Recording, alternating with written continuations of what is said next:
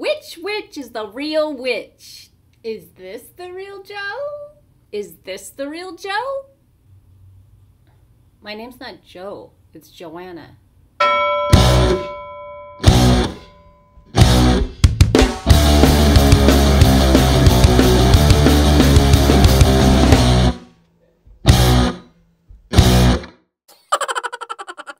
Hi, welcome to Kick-Ass Switch, putting the K in magic.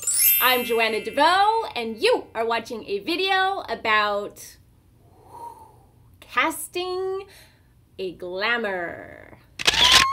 Oh my goddess! I literally just had the best yoga workout of my life. I am feeling so high vibe right now. We are talking fifth dimensional beings high vibe. I just had the most amazing green smoothie and I'm ready to get this party started. You know what pisses me off?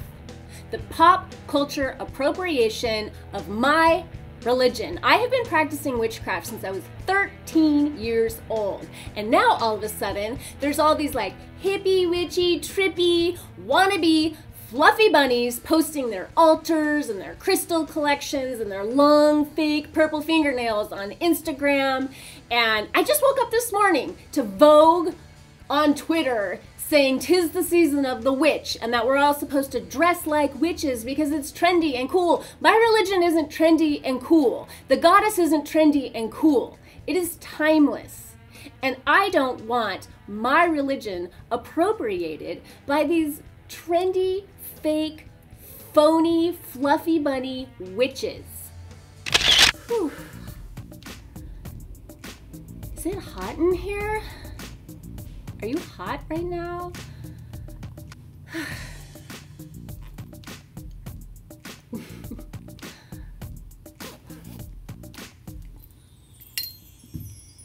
It's hot, right?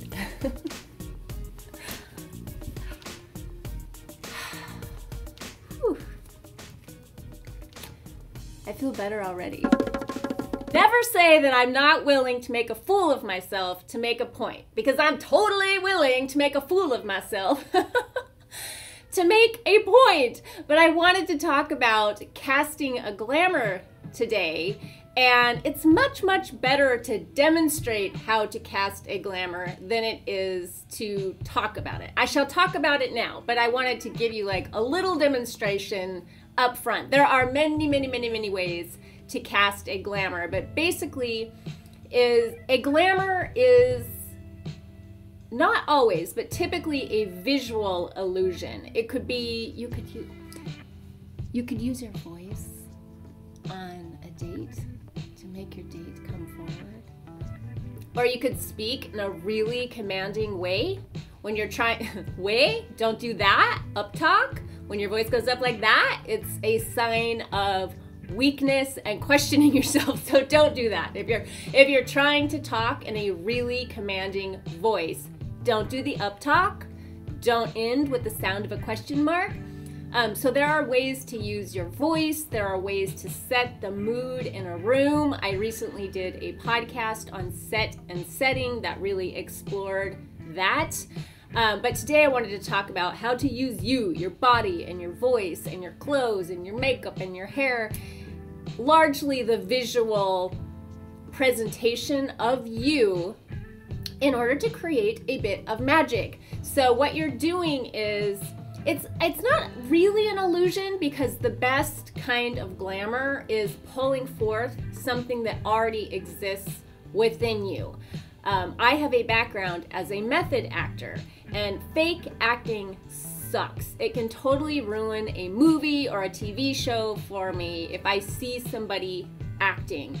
The best acting is authentic and true, and the person is pulling from a genuine place within. Casting a glamour is the same exact thing. You're gonna make a total jerk of yourself if you're not believing it. So the real person that you're casting a glamour on, first and foremost, is yourself. So if you're going on a date with someone that you find highly attractive and you want to hook up with them, you really Your best bet is to make yourself feel sexy, right? And so that you have this kind of like magnetic energy. So you're not like going after the person and coming on too strong. You are just owning your sexuality in this really magnetic way. And that's going to look different for every single person. I think we should talk about ethics too, because I know I'm going to get some heat from somebody somewhere for talking about this, for being manipulative. Is it ethical to manipulate people's feelings? Because the definition that I guess I didn't complete is you're creating an illusion. You want the illusion to be real to you, but you're creating an illusion to create a real desired effect in the outside world and the people around you. So the sex is the best, quickest way to describe this to people, because one, it's funny, and two, most of us can relate. But the example that I just gave on Patreon is it illusion? Is it not? Like when a woman wants to be sexy and she goes walking by a guy in a pair of red stiletto high heels. Yes, it's an illusion. Her legs aren't really that long, and her butt doesn't really stick out like that, and her back doesn't really curve like that. You know, that's why we wear high heels. They make our legs look really long, and our butt look poochy and high and young, and our back sways.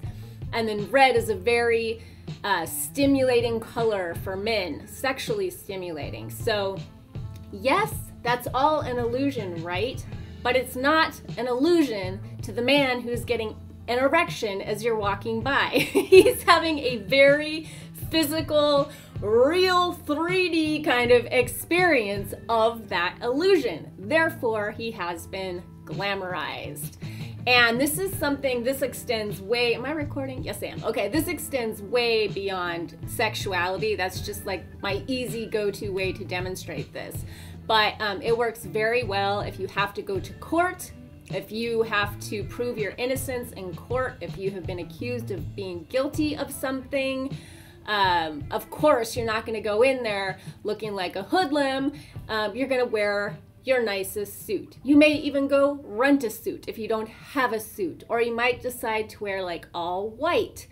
Another example that I just gave on Patreon was Hillary Clinton being accused of having like a sex ring in a pizza parlor, and like all these really outlandish things that were pushed by this, what we now know is Russian propaganda, pushed into American social media feeds and spread like wildfire. I just lost my bracelet.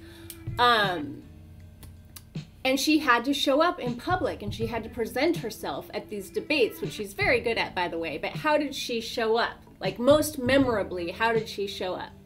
She was wearing a pure white suit, and it looked almost angelic when the lights hit the white, like it glowed, you know, because it was very important for her that she created that glamour, that she created the illusion, or perhaps the reality, we don't know, of her being pure and innocent and good.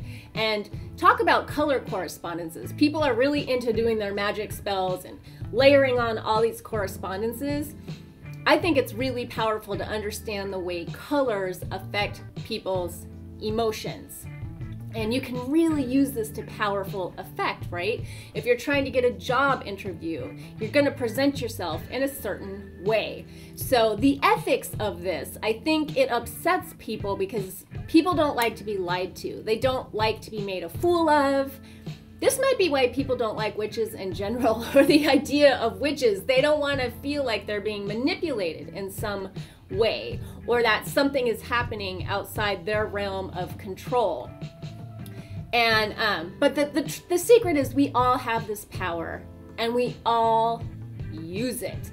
Any parent out there knows that we're pretty much born manipulative. We start manipulating our environment like 3 months in. A few months in, after we're born, we are turning on the tears to get what we want. And babies are very, very manipulative. If you've ever seen a baby fake cry to get what they want, you know what I am talking about. So this is something that is I think, one of the most powerful things that you can do. And again, it's because if it works, really what you're doing is you're creating a transformation within. You're creating a shift within. I feel very different with 2 buns in my hair and that pink jog bra on than I do in this very girly dress. Something that is really powerful for magical people to do is to wear things under their clothes that are just little secrets for themselves. Of course, this can be sexual. You can wear like the most outlandish, sexy lingerie underneath your power suit to be like, haha, nobody knows it, but underneath here, I'm like a sex god, you know? Or you can paint a magical symbol on your chest to wear under your clothes if you need extra courage and extra strength. It's really about playing with and manipulating your own emotions. For me, on the witch's pyramid or the witch's star, that's the point of to dare. To dare. How do you get yourself to dare? You've set your intention, but how do you move from intention into action? There's a point in between, and it's to dare. And you need the emotions on board, right? You need to be feeling yourself, I'm feeling myself. Another amazing thing you can do that, again, is really gonna freak some people out because people just don't like to be manipulated is mirroring someone else's behavior. So, and language. This works very well with language. When I first started Toastmasters, one of my first, maybe my very first speech that I gave, I was like, hey, like I am here on my videos. And everybody's like hair blew back basically because it was morning and it was a much more conservative crowd than I am. And I did win them over and they all really enjoyed it, but they get the opportunity to critique you. And the critique that I got was that, like, know the room. You know, you have to meet the room where it's at. And that is very, very true when you're trying to develop rapport with a person. When you want to make a connection with a person, you want to meet them where their energy is at. And one way you can do this is by mirroring their body. So if you're trying to sell something to them, or you want them to agree with you, or you want them to like you for some reason, if you want them to give you the job and they go like this, you very, very subtly during the conversation go like this. If they're leaning in, you lean in. If they lean back, you lean back. You don't want to be like a crazy copycat monkey with this. It's something you want to do subtly. You might want to practice on like your mom or your dad or your sister or your best friend first to kind of get the hang of what feels natural and good. But it's shocking. It's shocking how much this stuff works. And again, I think that's why it freaks people out. But knowing this is power, because then when someone is trying to do it to you, you can be like, oh no, I'm not having that. I see what you're doing. And you have a bit more control over your universe. I think control is an interesting word too, because what are we trying to do with magic? We're trying to co-create our reality. We know that there's this mysterious X factor that we don't have control over, but we like to think that we at least have partial control over what happens to us. And that's why we love magic. This idea that we can transform our lives, that we can transform our experience of a situation on purpose is just so attractive. So let me know in the comments down below if you've ever pulled a glamour and how you did that, or if you didn't even realize it was a glamour, you know. Think back to like some sexual encounter. That'll usually give you a clue. Or if you've ever been to court, you know, like what did you do to present yourself as being very innocent? And that's all I got for you today, people. I hope you liked this video. Give it a thumbs up, share it with your friends, spread the love around, and until we meet again, much love to you. Peace. Little me had the power to be the best beat in the league, yeah, inevitably. But could it be little me? You was heckling me. Now it's monotony when it regularly. Yo, I catch wreck on recreation, so I exceed all your expectations.